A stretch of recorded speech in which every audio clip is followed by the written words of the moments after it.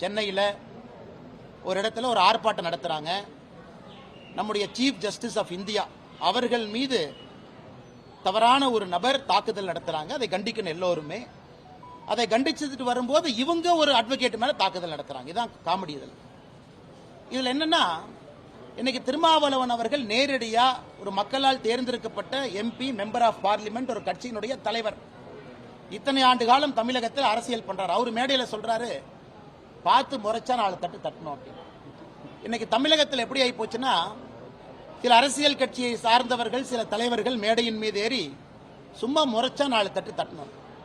இன்னைக்கு திருமாவளவன் அவர்களும் அவங்க கூட இருக்கிறவங்களும் இந்தியா பாகிஸ்தான் பார்டருக்கு அனுப்பினா, பாகிஸ்தான்காரன் முறைச்சிக்கிட்டே இருக்கான், 4 தட்டு அவனை தட்டணும்.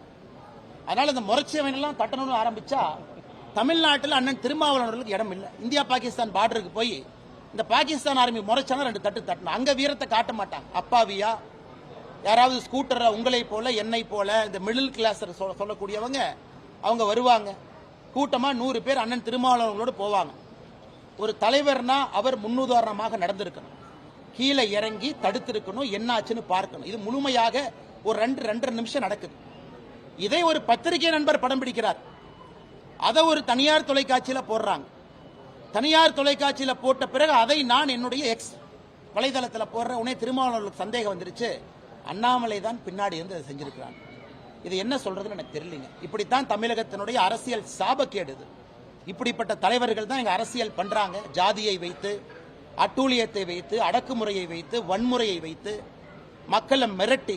இன்னைக்கு திருமாவளவன் அவங்களுடைய எக்ஸ்பிரஸ் வலைதளத்துக்கு போய் பாருங்க, யாருமே கமெண்ட் பண்ண முடியாது. அரசியல் தலைவர் நான் எக்ஸ் வலைதளத்தில் ஒரு கருத்து போறேன்னா கமெண்ட் பண்றது உங்களுக்கு எனக்கு உரிமை இருக்கு. நான் சொல்ற கருத்துக்கு நீங்க எதிர்க்கிறீங்களா, கமெண்ட் பண்ணுங்க, பரவாயில்ல.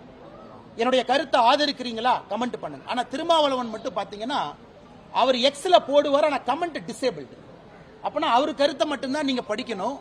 அந்த கருத்தை எதிர்த்தோ ஆதரவாகவோ நீங்கள் பதிவு செய்யக்கூடாது. இப்படிப்பட்டவர்கள் மோடிஜியை பார்த்து, பாரதிய ஜனதா கட்சியை பார்த்து கருத்து சுதந்திரத்தை பத்தி பேசுறாங்க. இதை விட வெட்கக்கேடு நான் பார்த்ததில்லை. அதுல 2 பேர் வேலை இல்லாதவங்க கமிஷனர் ஆபீஸுக்கு போய் என் மேல புகார் கொடுக்கற 2 பேர் போறாங்க. உடனே RSS சங் பரிவார் பின்னாடி